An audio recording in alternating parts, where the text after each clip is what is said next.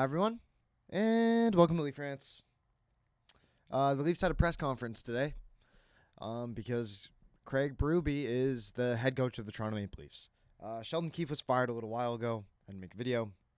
I'm back now. If you saw the What's Next video, if you haven't and you like this channel, I recommend watching it. It's not very long. It's like 3 minutes long, and it's just talking about what I'm going to be doing in the off season.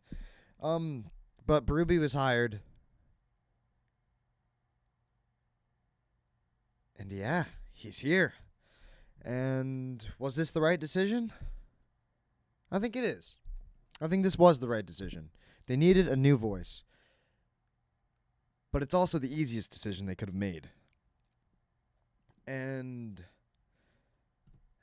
I'm excited to see what else they do. I'm not nervous to see what they're going to do in the offseason. I'm excited. I'm coming at this with an open mind. But this was the easiest decision they could have made. Berube, he's going to bring in his style of play, which I think is really good. He gets into that. He talks about what his style of play actually is in the press conference, and we'll get to that. But they'll still remember Sheldon Keefe's style. And Sheldon Keefe was by no means a bad head coach.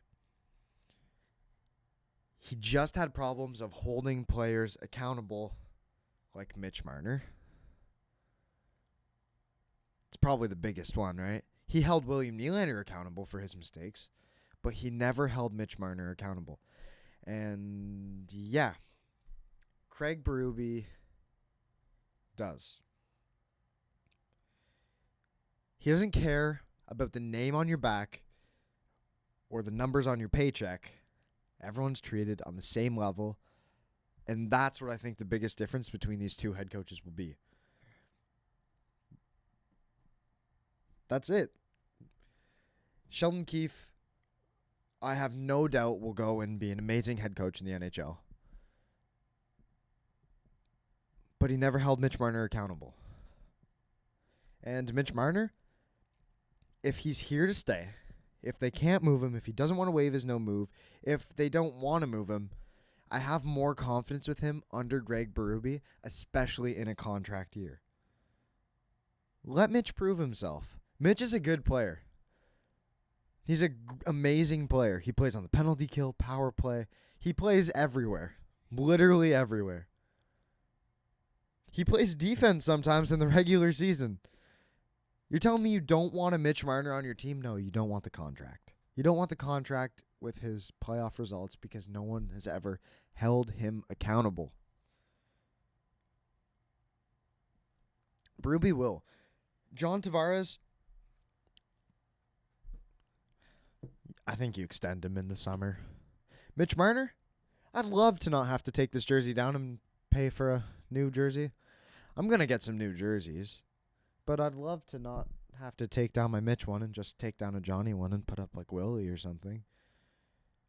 Like, I don't think Tavares is going anywhere. I don't think he's moving his no move. Marner might. Nashville just traded Ryan McDonough to Tampa, which clears off a bunch of cap space for them. And they have a lot of interest in Marner, and the Leafs have a lot of interest in UC Saros. So watch out for that one.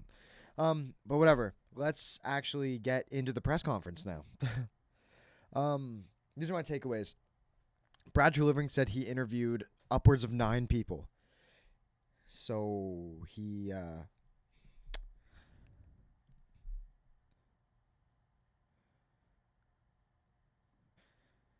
definitely took his time with this. He didn't rush into it.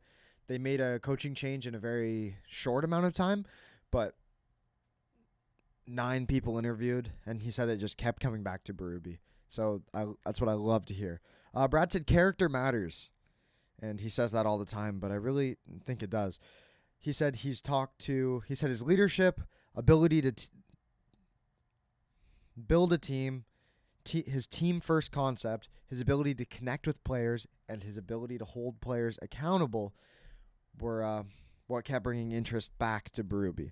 And you know what? I think that's a really big deal. Colton Parayko, who I really wanted the Leafs to get at the deadline last season.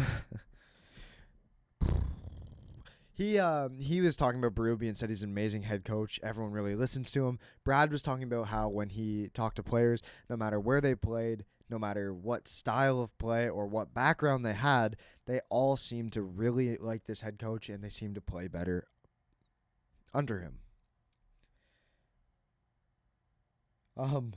Also, I was sitting during this press conference. I was like, okay, this guy says a lot of nothing. Like he spoke barely any words, and what he said was a lot of nothing. You can take out a lot of what he says, but it's stuff you already know, and it's stuff that's already been said, and you know what? I don't mind that. What really intrigued me was him on the style of play going forward for the Leafs. He said, "We don't want to be outworked ever. It's all about the team. Everybody is important. Everybody has to be utilized, and everyone has roles. We want to play a north-south game, be fast, and be heavy on team.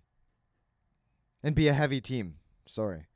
Not running guys and fighting, but being strong and winning puck battles." And you know what that sounds like? That sounds like Matthew Knies' game. I can't wait for that guy to friggin' break out this year. God. But whatever. We're not talking about him, okay? That's good. That's a team I want. That's a team I want to see. That's a team that can win the Stanley Cup. It is. We've seen it with the last place St. Louis Blues flipping the script around and winning the cup.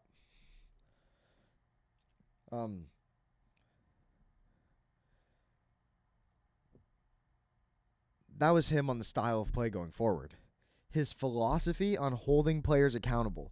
This, if there's anything you're going to take away from the press conference, it's those two quotes, the one I just stated and this. To hold players accountable and for players to understand the accountability, you have to form a partnership throughout. It starts in the summertime. Then, when you have to hold the player accountable, it could be for ice time, it could be for whatever the situation is, they understand it more. Communication is huge. I'm going to tell them when they're playing well. I'm going to tell them when they're not playing well. Yet again, Mitch Marner hasn't been held accountable. Sheldon Keefe didn't do that to him. Mike Babcock did, but Sheldon Keefe didn't. And Babcock had like rookie Mitch. This is prime Mitch. It is. He had an off season. No excuses. No excuses. Matthews last year, or 2 years ago now, because the season just finished. He had an excuse. He had to relearn how to shoot. Marner, he has no excuses. And you know what? I don't want to hear them. I really don't. But I think Marner can be a different player under Berube. And I know the idea of running it back sucks, but new coach, Tavares and Marner's contract come off next year. Tavares is probably going to sign really cheap here, like $4.5 million cheap. I'd give a comparable to the Ryan O'Reilly deal. Mitch, I wouldn't give him a raise, but I'd certainly take him for what he has. I don't know. Not saying run it back. I'm just saying I think Marner would be better under this coach. Think it'd be better if he's held accountable for what he does. And I know I'm going to get a lot of hate for saying that. I'm not completely against keeping Marner with this new head coach. Would I like to move Marner? Yeah. The cap space would be nice, but Mitch Marner is a hell of a player. And you know what? I see all these packages coming. It's like, I don't care if Mitch Marner has a no-move clause. He's still Mitch friggin' Marner, and he's still an amazing player. You're going to get more than a B-level prospect and friggin' second-round pick. It's like, you're going to get a lot more than that. but whatever. Brad said that Keith's an amazing coach, and the team just needed a new voice. I just said that in the beginning. Also, I know, like, MLSE is very rich. They should really invest in new microphones for everyone because it's so hard to hear, like, half the time. I know my mic isn't the best, but I don't have MLSE money, so this is what I'll do for now until the summer when I get MLSE money. I'm just kidding. But, yeah, I'll get a new mic in the summer. Brad said he hasn't looked at next year's team yet. He hasn't. He was focused on finding a new head coach first, and that's all he did. Next is scouting meetings, and then next year's team he'll get to after the scouting prospects. They have a draft coming up. I don't blame them, but yeah. They ended it with new coaches are coming, and I imagine they'll be coming soon. I don't see why not. They need a new power play coach. Someone to work the penalty kill a little better.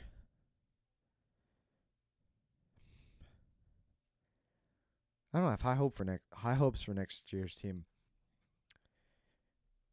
I think they'll be a lot better defensively. And Joseph Wall just has to not be injured, and I think we're rolling with him. So, yeah. That's it for this video. Thanks for watching. If you liked it, then clicking like always makes me feel good, and clicking subscribe makes me feel even better. Yeah. Also, if you like this, like, I usually do the zoomed out thing where you can see the entire set, but if you like this close-up version more, just let me know. I'm open to trying new things in the off season right now. So, yeah. Thanks for watching. And I hope to see you in the next one.